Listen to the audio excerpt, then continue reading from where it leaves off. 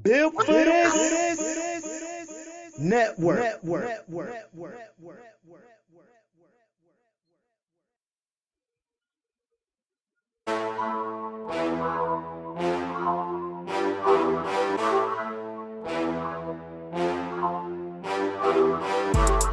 What's up, sports fans? It's your man HRap coming at you live and direct as usual.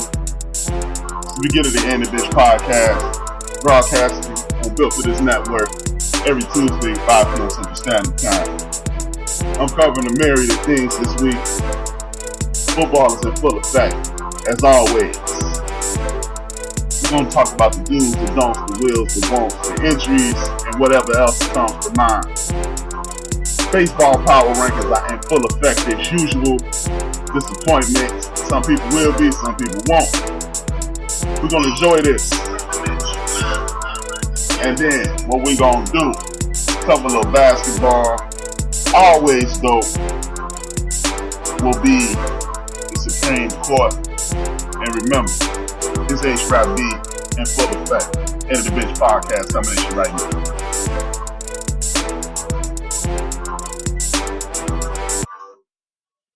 What's good, what's good, what's good? Thank you for tuning in every Wednesday. As I just said, it's the End of the Bench every Tuesday.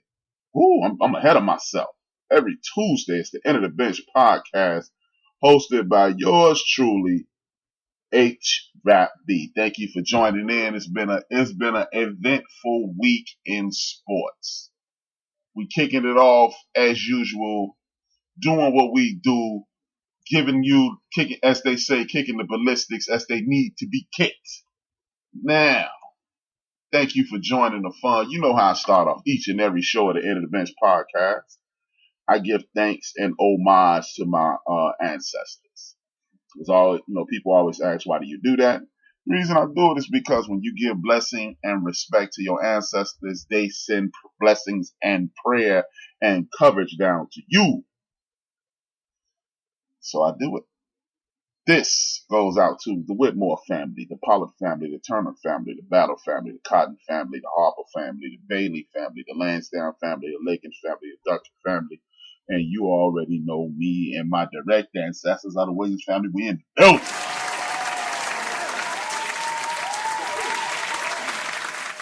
I got my main man Joe in the chat room, one of the first people to line up. Thank you, Joe. You were on the original bench warmers. And as I stated, man, this is the End of the Bench podcast. We are on Built for This Network on Spreaker.com. I need you to tell a friend that we're broadcasting live and direct. We're going to get into it in a second. Now, like I said, it's always interesting, always an interesting week in sports. No matter what happens, you will have some good things happen in sports. You'll have some bad things happen in sports. And it's going to be something to talk about. Now, with that being said, remember, this is Built for This Network. I want you guys to subscribe to our network on Instagram, Twitter, Facebook, and any other network, social media network, and especially YouTube. And if you want to reach me directly, you have HRap_B on Instagram and on Twitter. It's going to be fun. It's going to be all the way live. And you continue to listen, and you'll be able to tune into all the shows that are available to you on our network. With that being said, welcome aboard. It's going to be a lot of fun. I'm going to start off this week with baseball, as usual. I'm going to start off with boxing. Tyson Fury successfully had a tune-up fight successfully to get a rematch with Deontay Wilder. This was a bloody mess, and it was something to see. Now, if you're a person who's into bloodbaths and things of that nature, you would totally enjoy this. Now, me personally, I'm more of, instead of a brawler, a person searching for the brawl, I like to watch the guys who mastered the art of pugilism. Either way, it looks as if he's going to have a hell of a rematch with Deontay Wilder. It was a draw at the last point, and this shows you why you don't always need a tune-up fight. Because with this, What's going to happen is this. You are going to be put in a situation to whereas you may injure yourself. Now, he isn't injured, but this dude, his eye is severely damaged. He's not going to be able to fight anytime soon. So by him not being able to fight anytime soon, what's going to happen is it's going to delay the inevitable, which is that rematch. It's going to take quite some time before his eye heals. This dude took a couple, he was a bloody mess at the end of the fight. So we're going to keep an eye on this head-to-head matchup. It's going to be extremely interesting to see what happens. And again, like I said, when you're looking at these fights and you're looking at what should be an easy fight, you never know what happened. Look at what happened to my man who came over from England, his first fight, and guess what happened? My man got laid the hell out by a dude who he thought was going to be a cream puff. He thought, oh yeah, I got this fight. And what happened? He ended up getting knocked the hell out. So while you're thinking, hey, this guy's going to be a tune-up, it should be light work, what ends up happening is you become light work. Which is sad commentary because no one wants to end, it ruined it for big-time boxing fans. Big-time boxing fans were like, hey, what's going on? This was set up. Then you get all the conspiracy theorists talking that nonsense about, oh, man, this dude right here, it was a setup. They trying to get the most money out the deal and all this and all that. But that may not be the issue, man. It's just, look, boxing is the kind of sport that whoever steps in the ring will potentially get a chance to get the hell knocked out of them. And when you got the potential of getting the hell knocked out you each and every time you go into the ring, that's what we look at boxing for. So when you have your conspiracy theorists out there, this is for the money and this is for the hype. Hey, man, it's not always about that. And again, look, I understand that we just watched one of the greatest boxers in the history of the game, Floyd Money Mayweather, take out everybody who was in front of him, and that's wonderful. When you're looking at a situation like that, that's wonderful. We saw history made, but just because a person gets defeated does not mean that they're not worthy of greatness or considered to be an all-time great. There are very few all-time greats, if any, that have never been defeated. We can look throughout the history of the fight game. A guy who you were most considered the greatest of all time, Muhammad Ali, was defeated. Sugar Ray Robinson took an L. So Sugar Ray Leonard took an L. Marvelous Marvin Hagler, Tommy Hearns, Roy Jones Jr. I know some people are, well, that was at the end of the fight game. It was over. Hey, when you step your ass in there and you ready to fight, be ready to fight, or you'll end up on your back, swinging off your back like Roy Jones. So just because someone loses does not mean that they're great, and they're not great. And just because you win every fight does not mean that that you are an all-time great, because you could have been fighting a bunch of cream puffs and cupcakes. So with that being said, I want to thank my main man, the CEO of Built for This Network, the number one DJ in the history of the universe, DJ Knox, who rocks the box. He's in the building. Much love. Thank you, Knox, for joining the fun. It's been real.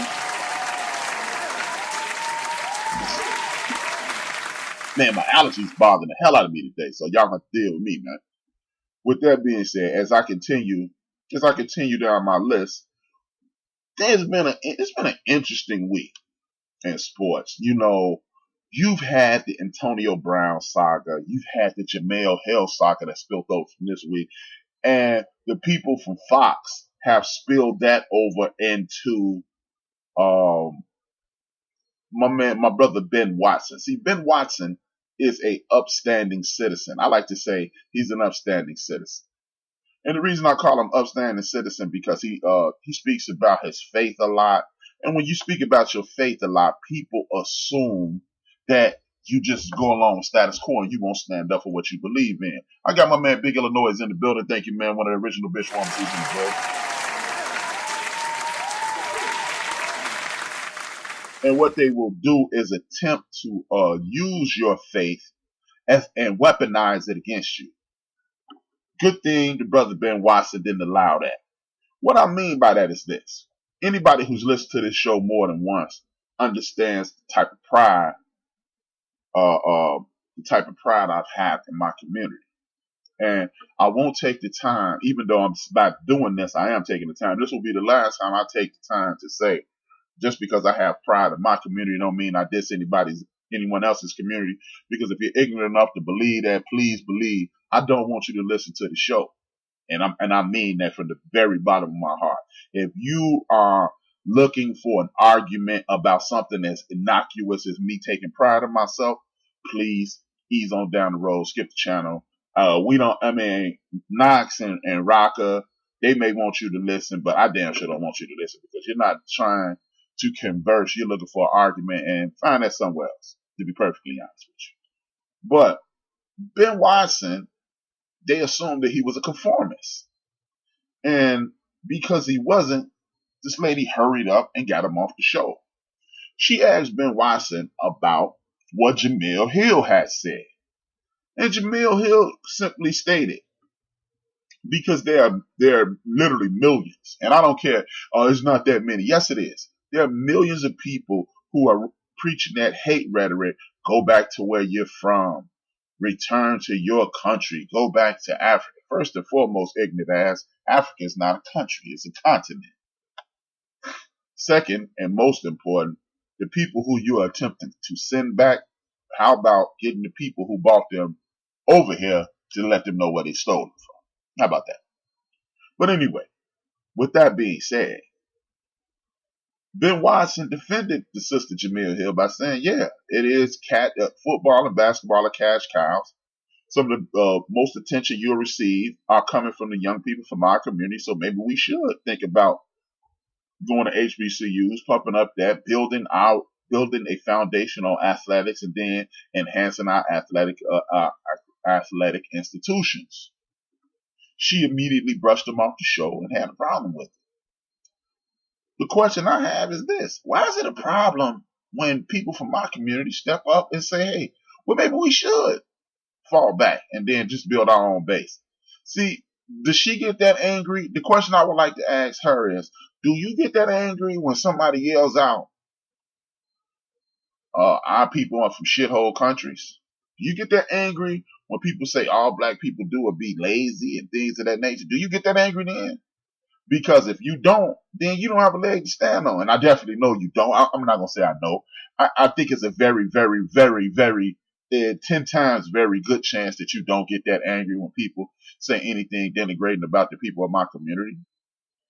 See, if it's one thing to be self-righteous and stand on a soapbox and wag your finger at people who you're pretending they're race baiting. And it's something totally different when you just ignore the people who are clearly racist. See, on Fox News, there's a narrative that is pushed, and people could, oh, well, you're stereotyping now. Well, hey, I'm only calling a cat a cat. I'm not calling a dog a cat. I'm calling a cat a cat.